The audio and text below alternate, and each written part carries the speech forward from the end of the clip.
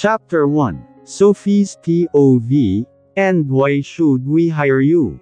Tanong sa akin ng isa sa mga interviewer. Huminga muna ako ng malalim bago muling tumingin sa kanila.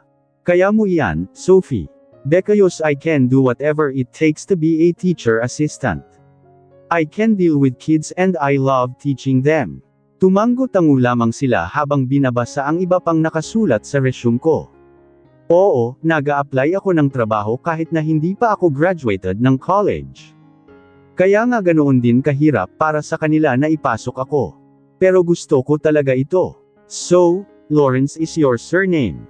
Are you perhaps affiliated with Mr. Albert Lawrence? Yes, he is my father. Kaagad na nanlaki ang mga mata nila nang sabihin ko iyon. Nagtinginan silang dalawa sa kasabay na tumayo at yumuko sa akin. Good morning, Miss Lawrence. Pag-aari ni Daddy ang eskwelahan na pinaga-applyin ko, pero hindi ko naman gusto na dahil lamang anak niya ako ay makapapasok na ako ng ganoon na lamang. Nako, hindi niyo na po kailangang maging ganyan ka-formal sa akin. Aplikante lang din naman po ako rito. Tugon ko habang pilit silang pinapaupong muli. Gusto ko lang naman po sanang malaman kung pasok po ba ako. Of course, Miss Lawrence. You are now one of our assistant teachers. And you can start whenever you want. Halos mapatalo na ako sa tuwa nang marinig ko iyon mula sa kanila. Talaga po, pasok na ako. Nako, maraming salamat po. You're very welcome, Miss Lawrence. It's an honor for us to have you here in our school. Maraming salamat po. May napakalaking ngiti sa mga labi akong lumabas ng kwartong iyon nang matapos na ang interview. Ang tagal ko na rin kasi talagang gustong maging isang teacher. Leon din ang pangarap para sa akin ni Mommy noon, bago siya mawala. At ngayon, unti-unti ko nang natutupad iyon. Sigurado akong napakasaya niya para sa akin. Kahit na sa tingin ko, nakapasok lang naman ako dahil sa apelyido ko na Lawrence. Ang daddy ko na si Albert Lawrence, ay kilala bilang isa sa pinakamayamang business tycoon sa bansa. Pero hindi naman ibig sabihin na layon ay mayaman din ako. Lahat ng mayroon siya, hindi ko pag-aral. Anak niya lang naman kasi ako sa labas. Nagkaroon siya ng relasyon sa Elsa sa mga maid nila noon kahit na may asawa na siya, at ako nga ang naging bunga niyon. Dahil sa takot na baka palayasin si Daddy at itakwil siya ng pamilya niya, si Mommy na ang nagpas siyang umalis upang itago na rin ako mula sa kanila. Pero hindi naglaon ay nalaman din iyon ng grandparents ko kaya naman ginamit nila ang kapangyarihan nila para malaman kung nasaan ako saka ako kinuha mula kay Mommy. Sinubukan kong lumayas para bumalik kay Mommy pero nakuha rin nila ako ulit. Hanggang sa isang araw, sinabi na lamang nila na namatay na si Mommy. At pumunta ako sa libing niya, nang mag-isa. Magmula noon, tumira na ako sa napakalaki nilang mansion kasama ang mga step-siblings ko. Kung iniisip nyo na namumuhay ako ng magarbo dahil Lawrence ang apelyido ko, nagkakamali kayo. Dahil wala akong ibang ginawa kundi ang magsilbing maid nila. Nagluluto, naglilinis, naghuhugas ng pinggan, lahat ng gawain ng isang maid ay ginagawa ko, Leon ang kapalit ng pagtuloy ko sa bahay nilang iyon. At marahil, ang parusa nila dahil anak ako sa labas. At saan ka na naman nagpunta, Sophie? Nakapamewang na tanong sa akin ni Samantha, pagkapasok ko pa lamang ng mansiyon. Nag-apply lang ako ng trabaho. Si Samantha ang panganay na anak ni Daddy sa legal wife niya. Mayroon kasi silang 3 anak. 2 babae, at 1 lalaki. Trabaho, bakit? Hindi pa ba sapat yung binibigay sa yung monthly allowance ni Daddy? Gusto ko lang kasi talagang magturo sa mga bata. Umirap lamang siya. Whatever. Basta siguraduhin mo lang na matatapos mo ang mga assignment ko ngayong gabi. Bukas na ang deadline ng mga yun. Okay. Hoy, Sophie. Sigaw Norman sa akin ni Sarah, ang pangalawa sa kanilang magkakapatid. Naglakad siya palapit sa akin saka may iniabot na 1 piraso ng papel. Bilhin mo ang lahat ng iyan, at huwag mo kalilimutang magpunta sa bahay ni Harold para sabihing nakikipag-break na ako sa kanya.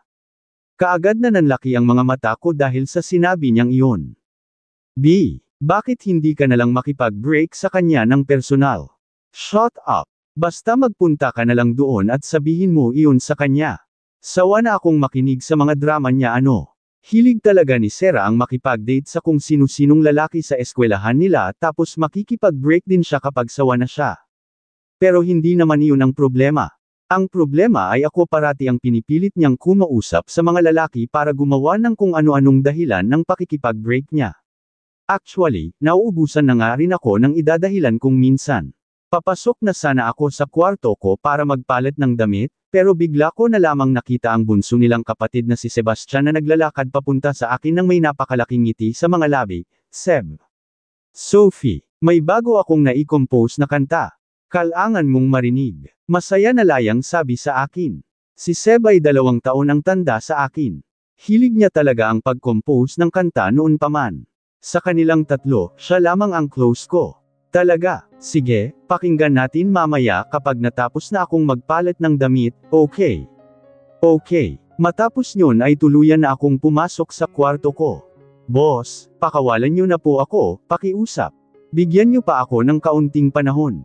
Pagmamakaawa ng isang lalaking mukhang nasa 3 mapo na ang edad habang nakaluhod sa harap ng isa pang lalaking may suot ng black na suit, at may hawak na baril sa kanang kamay. Napalilibutan sila ng mga lalaking nakasuot din ng itim na mga suit habang nagtitinginan at nagnangisian sa isa't isa. Isa iyong torture cell. Puno ang kwartong iyon ng mga kagamitan na tanging mga kriminal lamang ang nagmamay-ari. Bawat sulok niyon ay may bahid ng dugo. May dugo sa gilid ng labi ng lalaki. Ang mga mata niya ay mukhang ilang beses nang sinuntok dahil sa nag-uubing bilog sa paligid ng mga ito. Babayaran kita sa susunod na linggo, pangako. Kapag hindi kita nabayaran, pwede mo na akong patayin. Renzo, Elle already gave you a month to pay me, and now you're asking for another week. Boss, please, patawarin mo na ako. Pagmamakaawa niya sa lalaki habang patuloy sa pag-agos ang luha sa mga mata. Naghahalo na ang sipon, luha at dugo sa mukha niya. You know how much I hate liars, Renzo. I hate it, whenever someone tries to fool me. And you know what I do to them. Tumaas ang mga kilay niya habang ang mga mata niya ay mas lalo pang umitim nang itutok niya ang baril sa ulo ng kaawa-awang lalaki. Boss, please huwag niyo po akong patayin, please. Say hi to the devil for me, Renzo. Bang! Umalangaw-ngaw sa buong torture cell ang tunog ng putok ng baril habang patuloy ang pag-agos ng dugo sa sahig. Inihagis ni Vincent ang baril sa sahig saka nagsimulang maglakad palapit sa isa sa mga tauhan niya upang kunin ang isang towel na ipinunas niya sa kamay na may bahid pa ng dugo. Throw him somewhere, then give some money to his family. Clean this mess, this cell smells like already. Yes, boss. Matapos yun ay nagpatuloy na siyang muli sa paglalakad palabas sa gusaling iyon kasunod ng mga tauhan niya. Ang kanyang mataas na figure at walang kemo-emosyong mukha ang nagbibigay ng matinding aura na siya ay isang mafia king na kinatatakutan sa buong bansa. Mayroon siyang itim at kulot na buhok na halos tumatakip na sa mga mata niya, matangos na ilong, mapupulang mga labi, at napakagandang makisig at maskuladong pangangatawan. Where are we heading now? Tanong niya sa mga tauhan. Kay Mr. Lawrence, boss. Ang CEO ng Laurencio Holdings. Tumango-tango siya, that old man who pleaded for me to help him with his business. Tanong niya sa kasinindihan ng sigarilyo gamit ang lighter na iniabot sa kanya ni Joe, ang kanyang assistant. He wouldn't be where he is now if it wasn't for me. May utang pa siyang ₱900 bilyon sa inyo, sir. Balita ko rin ay balak niyang makipag-alian sa kay Mr. Romano. Halos matawa siya sa narinig. Romano's in my pocket. Does that old hag think he could really defeat me just by running into someone who owes me big time, too? The asterisk geekhead. Nagtawanan ang mga tauhan niya. Binuksan din nila ang pinto nang makarating na sila sa kumpanya ng susunod nilang target na si Albert Lawrence. Let's test his bravery. I'm going to play with that old hag. Sambit ni Vincent, saka itinapon ang sigarilyo sa sahig. Kasalukuyang nagpapahinga si Albert Lawrence sa kanyang office matapos ang isang nakakapagod na meeting sa isa ring kilalang mafia boss sa bansa na si Pablo. Humingi siya rito ng pabor upang makipag-alyansa laban kay Vincent, ngunit sinabi nito sa kanya na hindi maaari dahil maging siya ay takot din sa nasabing binata. W** lang siya ka talaga, Hastings. Inipon mo na lahat ng tao rito sa bansa at ginawang tauhan mo. Hinding-hindi ko hahayaang hawakan mo akong muli sa leeg. Bulong niya sa Cyril. Nang walang ano-ano ay bumukas ang pinto ng kanyang office. Bago pa man siya makatayo at lingunin iyon ay kaagad na siyang napadapa sa sahig. Sinong, long time no see, Lawrence. Nang marinig ang pamilyar na boses, kaagad nang nalaman ni Albert kung sino iyon. Vincent Hastings. Oh, so, you still remember me, ha? Anong kailangan mo sa akin? Bakit ka nandito? Malakas na halakhak ang narinig. Tila ba halakhak iyon ng isang demonyo? Kaagad na naglakad palapit si Vincent sa kinadadapaan ni Albert sa kanya ito iniangat gamit lamang ang isang kamay. You don't know why I am here. Are you even serious? Kung tungkol sa utang ko sa iyo, wala pa akong ganoon kalaking pera. Pero kaya kitang bayaran ng 900 million sa ngayon, 900 million. What do you want me to do with that? Buy AF asterisk at skin candy. Vincent, babayaran kita next month, pangako babayaran kita. Pagmamakaawa niya habang pilit na iniaalis ang pagkakasakal sa kanya ng binata. Kaagad na nag-igting ang panga ng binata at saka malakas na inihampas si Albert sa dingding. Sa sobrang lakas niyon ay napaimpit sa sakit. How many times did I hear those lines today? All of the people I met Toja said that too, and do you know what happened to them? No, please, Vincent. Huwag mo akong patayin. Gagawin ko ang lahat ng gusto mo, huwag mo lang akong patayin. Tuldok. By the way, I heard you talk to Romano and Pablo. Is that true? Nanlaki ang mga mata ni Albert. Paano mo nahinto siya sa pagsasalita nang bigla na lamang sinuntok ni Vincent ang dingding sa gilid niya, dahilan upang mapapikit siya. Ang buong katawan niya ay nanginginig. You know what pisses me off the most, aside from leers? Traitors. I hate it when someone tries to make a move against me behind my back.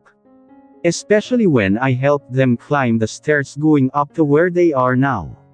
You should try being grateful, Lawrence. Inilabas ni Vincent ang isang baril sa iyon tinutok sa ulo ni Albert. Vincent, huwag, kailangan pa ako ng kumpanya, kailangan pa ako ng mga tauhan ko ng pamilya ko. And Satan said he needs you now, too, sarkastikong tugon ni Vincent. Hindi Vincent, pwede mo, akong gawing alipin mo, pwede kong ibigay sa iyo ang lahat. Kahit ng kumpanyang ito. Aside from this company, what else do you have? Tanong ni Vincent habang pinaglalaroan ng B** reel sa kamay niya. Hindi naman maialis ni Albert ang tingin sa bar** L na kaunting galaw lamang ay maaari nang tapusin ang buhay niya. Mayroon akong 10 yate, 100 mansyon. May 3 akong dalagang anak. Pwedeng pakasalan ng isa sa kanila kung gusto mo. Napahalakhak ang binata. You are offering me your daughters. Is that how desperate you are? Basta huwag mo lang akong papatayin. Sandaling nag-isip si Vincent, bago muling nagsalita. Are your daughters beautiful? Or they look just like you? Nagtawanan ang mga tauhan niya sa likuran. Ang bunso kong anak ang pinakamaganda sa kanilang 3. And you will give her to me. 0, oh, okay. Bring your daughter tomorrow. No, bring all of your daughters tomorrow.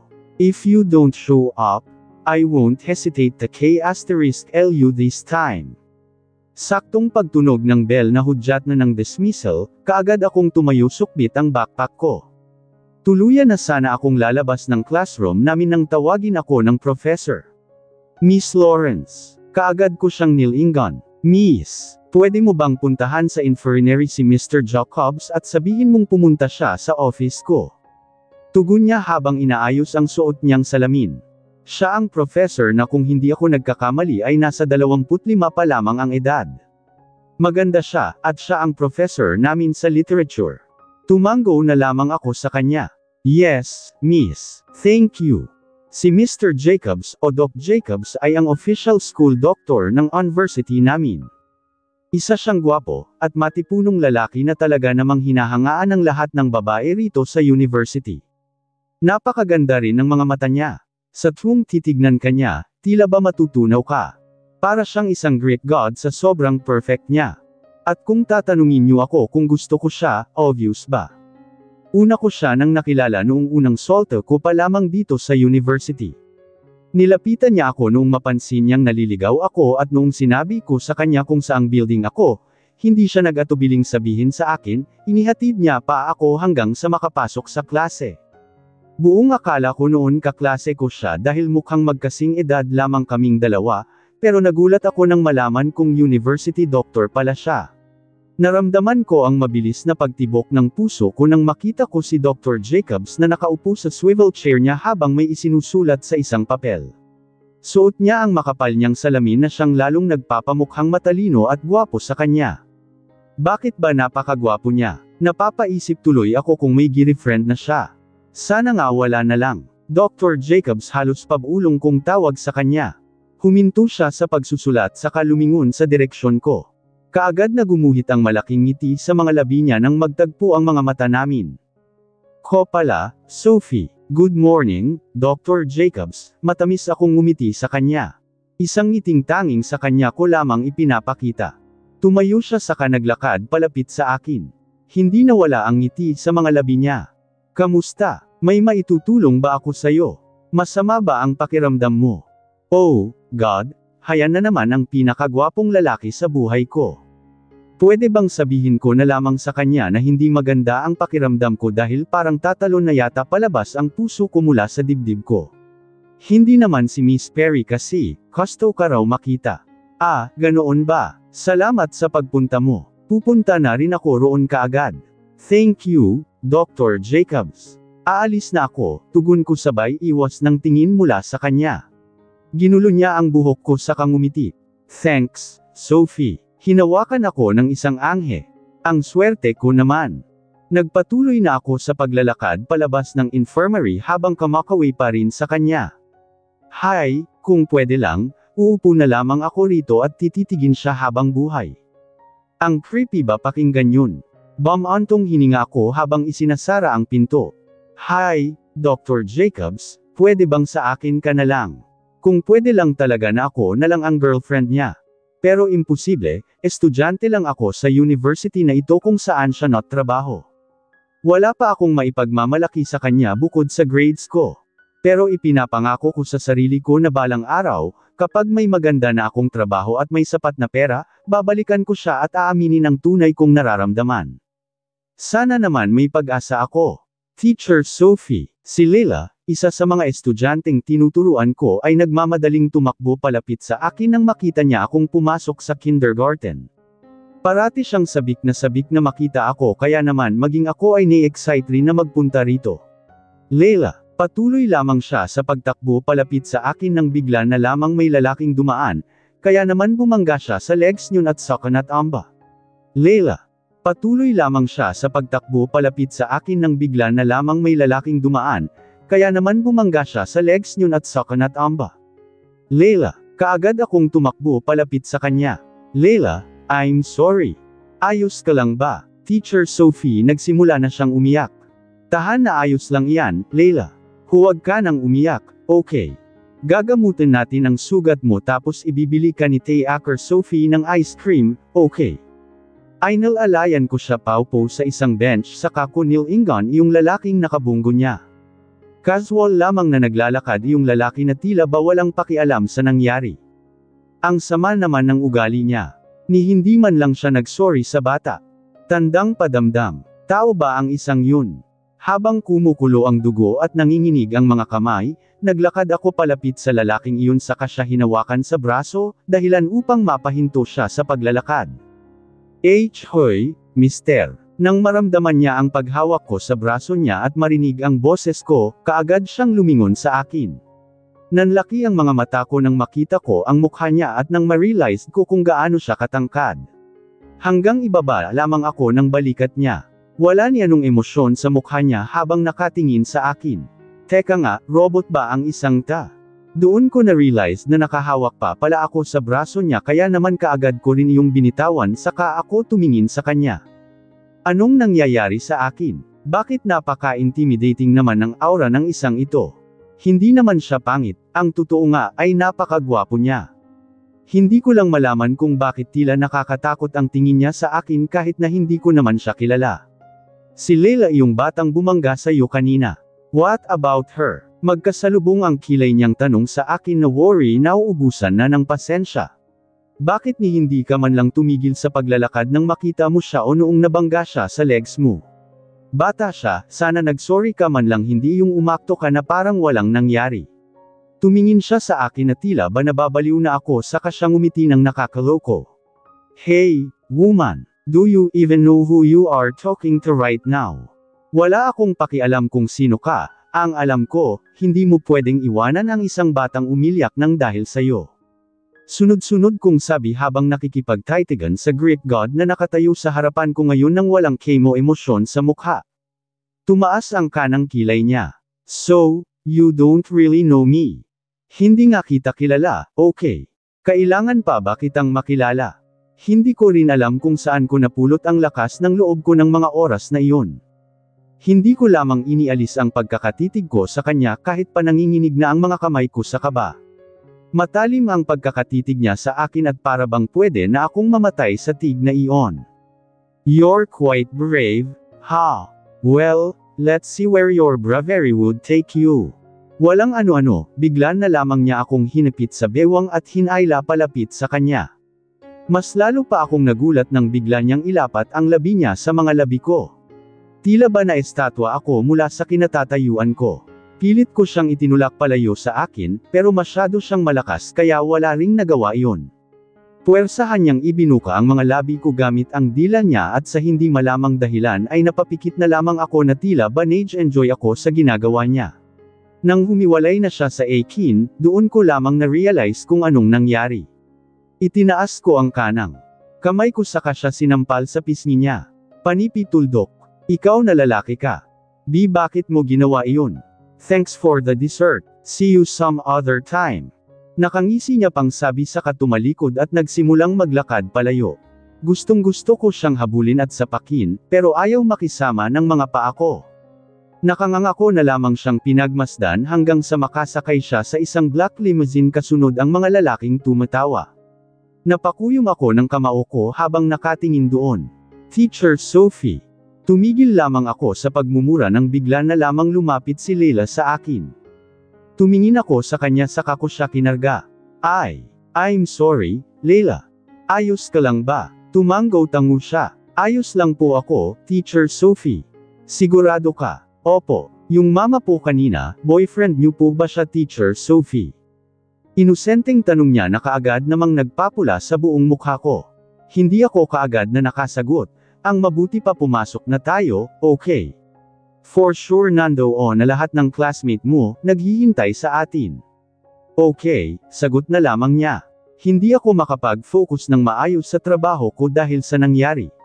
Mabuti na lamang at hindi iyon napansin ng mga bata. Sumakay ako ng bus pauwi saka dumiretso sa kwarto ko. At nahiga sa kama. Burahin mo na sa isip mo ang nangyari, Sophie. Kunwari na lang, hindi iyon nangyari, okay. Teka nga lang. Hinayaan ko ang isang total stranger na halikan ako ng ganun-ganun lang. Tandang padamdam. Kaagad kong kinuha ang isa sa mga unan ko sa kaliyon niyakap ng napakahigpit. Ang first kiss ko, ang siraulong lalaki na yon. Sophie.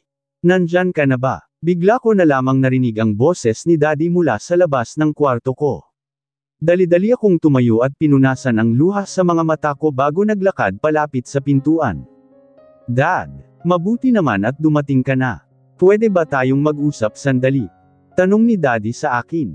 Sure, Dad, maupo po kayo. Sabi ko saka humila ng upuan para sa kanya. Naupo rin ako sa may couch saka tumingin kay Daddy. Ano po iyon, Dad? Dumiretso siya ng pagkakaupo bago tumingin sa akin. Sophie, may gusto kasi sana akong sabihin sa'yo. Wait, umiyak ka ba? Hindi po. Ganito lang po talaga ang mga mata ko kapag inaantok. Paagpapalusot ko. Ano nga po pala ulit ang gusto niyong sabihin sa akin? Bamantong hininga siya saka tumingin sa mga mata ko. Bakas sa mukha niya ang pagdadalawang isip kung itutuloy niya ba ang sasabihin niya.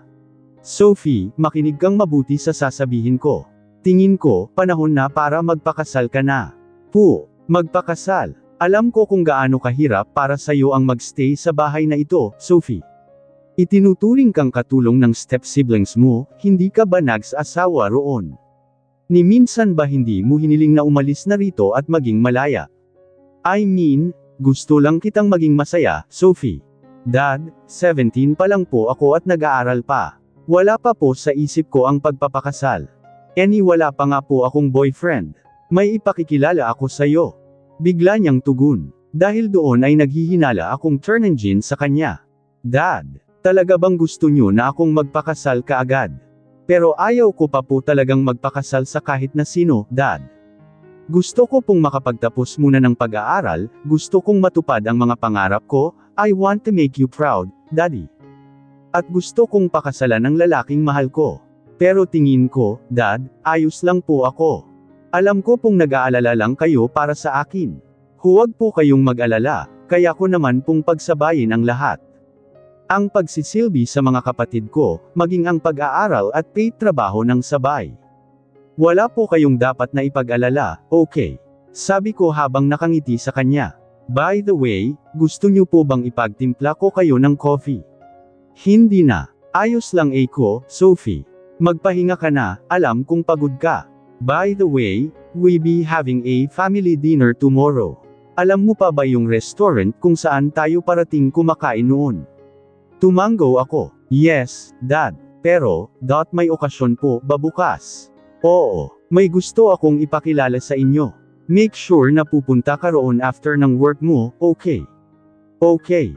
Matapos yun at muli nang tumayo si Daddy sa ginulo ang buhok ko.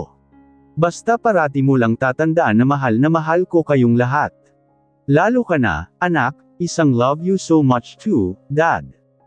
Humahanggos akong nakarating sa restaurant kung saan sinabi ni Daddy na magkakaroon kami ng dinner kagabi. Naroon na silang lahat, busy sa pagkukwentuhan habang ako ay mukhang kagigising lang dahil sa gulo ng buhok ko. Buong bilis kasi akong tumakbo para lamang makarating dito. Sorry I'm late, pabulong kong sabi nang maupo ako sa tabi ni Seb na kaagad nang umiti sa akin nang makita ako. Ayos lang, Sophie. At least nagpunta ka, sabi naman ni Daddy. Nakikita mo ba ang sarili mo ngayon, Sophie? Mag-dinner tayo with a very important person tapos ang tanging suot mo lamang ay white t-shirt at pantalon. At tignan mo pa iyan buhok mo, parang kagigising mo lang, Biglang komento ng stepmother ko.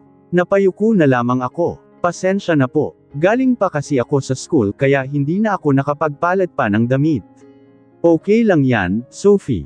Kahit nabasahan pa ang suot mo, maganda ka pa rin, ani Seb upang pagaanan ang loob ko pero kaagad ko namang nakita sina Samantha at Sarah na nakatingin sa kanya ng masama kaya kaagad ko siyang siniko. Baliw ka ba? Kung sinasabi mong pangit kami, parang sinabi mo na ring pangit ka, inis na sabi ni Samantha. Stop that childish argument, okay? Malapit nang dumating ang bisita natin kaya ayusin nyo na ang mga sarili ninyo. Pag-aawat ni Dad. I'm still curious kung sino ba ang bisita na iyon. Bulong ni Aunt Natalie. Tumingin sa kanya si Dad saka nagsalita. Makikilala nyo rin siya mamaya. Kaagad ko namang inayos ang sarili ko. Sinuklay ko ang buhok ko gamit ang mga daliri ko para naman kahit papaano ay hindi ako mukhang sinapian kapag dumating na ang sinasabi ni Dad na bisita namin. Sa totoo lang, maging ako ay napapaisip kung sino kaya ang bisita na iyon, para kasing sobrang importante niya para paghandaan siya ng ganito ni Dad. Although maya't maya kong nakikita si Daddy na uminom ng tubig na tila ba kinakabahan siya. Sophie, may nakompost akong bagong kanta. Kailangan mong marinig ito. Biglang bulong sa akin ni Seb. Talaga, pwede ko na bang marinig ngayon? Sure. Mabilis na inilabas ni Seb ang phone niya. Ipapasak niya na sana sa tainga ko ang earphone nang bigla na lamang kaming may narinig na mga yabag papunta sa direksyon namin. Lahat kami ay napalingon sa direksyon na pinanggagalingan yun. Bigla na lamang tumayo si Dad, kaya naman pati kami ay napatayo na rin.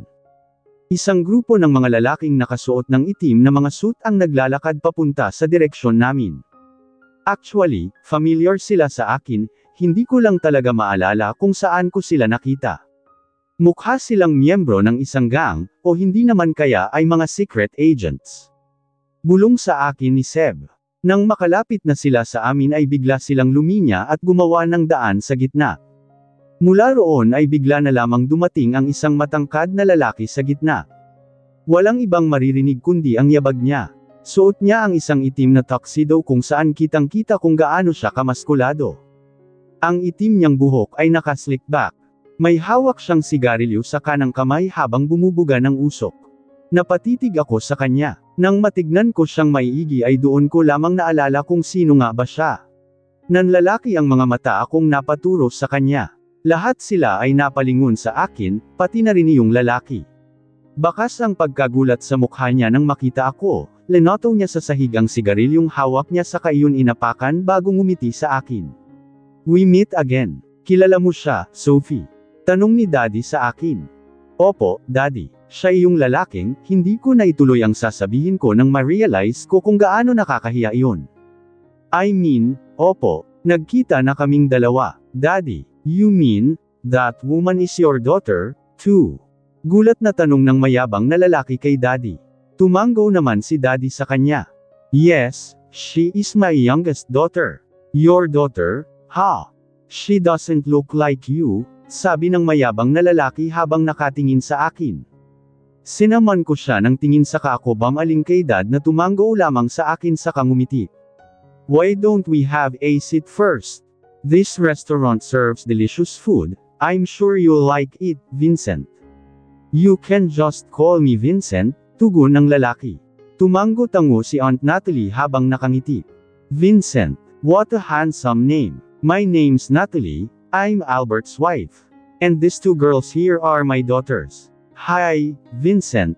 I'm Stephanie. And Limam Sera. Nakatingin silang dalawa kay Vincent habang nakangiti, ngunit imbes na pansinin sila ay bumaling sa akin ang mayabang na lalaki.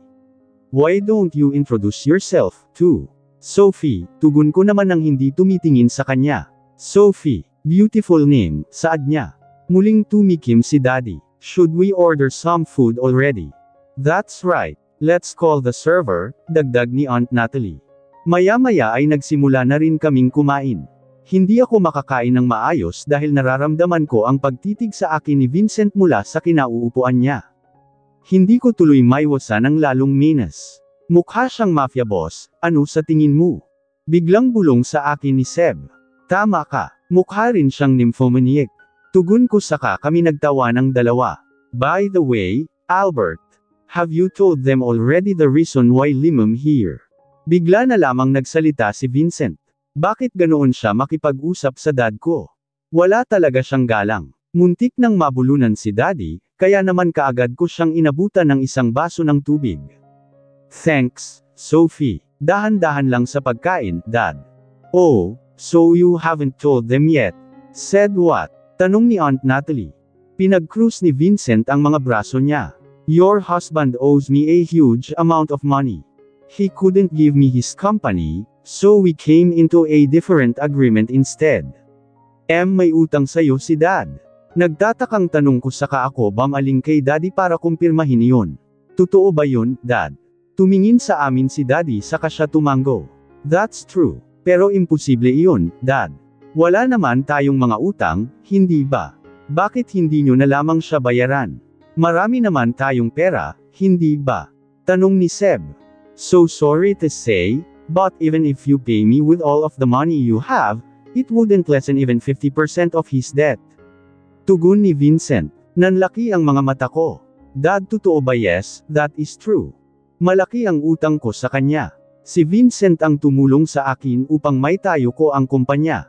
Tuldok panipik. Dad, but what agreement did you have if we can't pay you that huge amount of money? Tanong ni Aunt Natalie kay Vincent. Samandal si Vincent sa kinauupuan niya habang magkakrus pa rin ang mga braso. He said he's willing to give one of his daughters to me. Lahat kami ay nagulat. Lahat kami ay napatingin kay Dad na yumuko lamang. Albert, how can you do that to our kids? Daddy, bakit niyo ginawa iyon? Pumayag kayo sa gusto ng lalaking iyan. Galit na sigaw ni Seb. I'm so sorry, I had no choice. I'm so sorry, bulong ni Dad. Sa pagkakataong leon ay bigla na lamang tumayo si Vincent. So, can I have the payment now? Vincent, pwede bang pag-usapan na lang natin, ta? Nagbago na ang isip ko. Wala na akong pakialam kahit pa kunin mo ang kumpanya ko mula sa akin. Huwag mo lamang kunin ang anak ko mula sa akin, pagmamakaawa ni Daddy sa kanya. You should have said it earlier. I changed my mind now, I don't need your money because I already have that. I want your daughter, Vincent. Till get that woman beside you, aniya habang nakatingin sa akin. Hindi ako sasama sayo. Sigaw ko nang makita kong naglalakad palapit sa akin si Vincent. Napataas siya ng kilay sa akin. You have no choice, baby. Your idiotic father owed some money to me and offered you as the collateral. Tumingin ako kay Dad. Dad, please, ayokong sumama sa lalaking yan. Sophie, Vincent, can we just talk about this again? Can we? Are you trying to fool me? We already had an agreement and now you're saying that we should talk about it again. Tandang padamdam panipik. Galit na sigaw ni Vincent. Ang napakalakas niyang boses ay nadinig sa buong restaurant. Sorry, I already changed my mind. I don't want to give my daughter. Lahat kami ay nagulat nang walang ano-ano ay bumunot si Vincent ng baril saka iyon itinutok kay Daddy. You know I hate people who breaks their promise. Now, just choose. Will you give me that woman or I'll blow your brain out? Dad, honey, hindi, huwag, please, sigaw ko. Sasama na ako sayo. Sasama na ako, basta huwag mong babarilan ang dad ko. Lumingon naman siya sa akin saka ngumisi. Are you sure? Sophie, umiiyak na si Seb. Sasama na ako sayo, kaya ibaba mo na iyang baril mo. Fine, ani Vincent saka muling itinago ang baril niya. Kaagad na tumakbo sina Aunt Natalie at ang mga kapatid ko palapit kay Daddy. Let's go now, sabi ni Vincent saka ako hinawakan sa kamay. Hihiling niya na sana ako paalis doon pero pinigilan ko siya. Pwede bang kunin ko na muna ang mga gamit ko mula sa bahay namin? Pwede bang doon ako matulog at makasama ko sila kahit sa huling pagkakataon? Tanong ko na siyang nagpakunot ng noo niya. What? Please, sasama na ako sayo bukas. Pangako, and why should I believe you? Tanong niya, dapat mo akong paniwalaan dahil nagsasabi ako ng totoo. Wala akong balak na tumakas. Gusto ko lang na makasama man lang sila kahit sa huling pagkakataon. Please, pagmamakaawa ko sa kanya habang patuloy sa pagtulo ang mga luha sa pisngi. Sandali siyang tumitig sa akin bago tumalikod at nagsimulang maglakad paalis. He'll pick you up tomorrow morning. Just make sure I'll see you there or I'll kill your father. Even if you try to escape, I have my people to find you. Promise. Patayin mo ako kapag nagawa kong magsinungaling. Let's go, sabi na lamang niya sa mga tauhan niya. Nakahinga lamang ako nang maluwag nang makita kong tuluyan na silang nakalabas ng restaurant. Sophie, sure ka na ba talaga? Sasama ka sa killer na yun? Tandang padamdam. Tanong ni Seb sa akin habang nasa loob kami ng kwarto ko. Inihahanda ko na kasi ang mga damit na dadalhin ko sa pag-alis. Malungkot akong tumingin sa kanya. Wala naman akong choice, Seb. Halata namang kayang gawin ng lalaking iyon ang lahat ng sinabi niya. Isa siyang mafia boss, hindi natin siya kayang labanan. Kasalanan ni Daddy ang lahat ng ito. Kung hindi lamang siya pumayag sa sinabi ng lalaking iyon, hindi mangyayari ito sayo. Seb, huwag mong sisihin si Daddy. Sigurado naman akong ginawa niya rin iyon para sa atin. Wala na rin kasi siyang choice. Talaga. Kaya ba nagawa kanyang gawing collateral sa mga utang niya? Sophie, hindi mo kilala ang lalaking iyon. Paano kung may gawin siyang masama sayo? Paano kung patayin ka niya? Umiling-iling ako. Hindi ko hahayaang mangyari iyon, Seb. Hindi niya ako magagawang patayin. Gaano ka nakakasigurado? Ni hindi mo nga kilala ang lalaking iyon. Basta, at kung susubukan niya manggawan ako ng masama, sisiguraduhin kong matitikman niya ang super cake ko. Pagbibiro ko sa pag-aakal ang magpapagaan iyon sa loob ni Seb. Pero hindi nawala ang lungkot sa mukha niya. Lumapit ako sa kanya saka siya niyakap. Magiging maayos din. Ang lahat, Seb. Huwag ka nang mag-alala sa akin, kaya ko naman ang sarili ko, At saka bukod pa ron, pwede mo naman akong bisitahin o kaya naman bibisitahin ko kayo rito paminsan-minsan. Tapos makikinig tayo sa mga bago mong kanta. I don't think papayagan ka pa niyang bumalik dito. Papayagan niya ako, Seb. Magtiwala ka sa akin. Maya-maya ay bigla na lamang may kumatok sa pinto ng kwarto ko. Sophie anak, gising ka pa ba? 0.0 po, Dad. Kasama ko po si Seb. Kaagad na tumayo si Seb at lumabas ng kwarto nang pumasok si Dad. Dad, may gusto po ba kayong sabihin sa akin? Sophie, I'm so sorry, anak. Wala akong kwentang ama, sana mapatawad mo pa ako. Hindi mo ako kailangang patawarin. Kasalanan ko ang lahat ng ito. Hindi na dapat ako nakipagkasundo pa kay Vincent. Kasalan ko ang lahat ng ito, patawarin mo ako, anak. Niyakap ko siya. Hindi, Dad, nalintindihan kita. Hindi mo naman po kasalanan ang lahat. Alam kong wala lang talaga kayong choice. Ayaw ko rin naman pong masaktan kayo. Dapat hinayaan ko na lamang siyang patayin ako, dapat ibinigay ko na lamang sa kanya ang lahat. Humiwalay si Daddy sa akin saka hinwaakan ako sa magkabilang pisngi. You really are the best daughter I could ever have. Gaya ng mama mo, napakabuti mo. Hindi ko alam kung ano pang mukha ang ihaharap ko sa'yo. I'm so sorry, Sophie. Huwag kang mag-alala, Daddy. Hindi naman po ako galit sa inyo. Nagsimulang magunahan ang luha sa pag-agos sa pisngi ko. Gusto ko lang po malaman nyo na mahal ko kayo. Hindi na ako parating nasa tabi inyo, kaya please, alagaan nyo po ang sarili ninyo, Daddy. Kailangan pa po kayo ni Samantha, Sarah, at Seb, lahat po sila ay umaasa sa inyo. Anak nyo pa rin naman po ako kahit hindi nyo na ako kasama, hindi ba? 0 naman, anak. You will always be the best daughter I could ever wish for.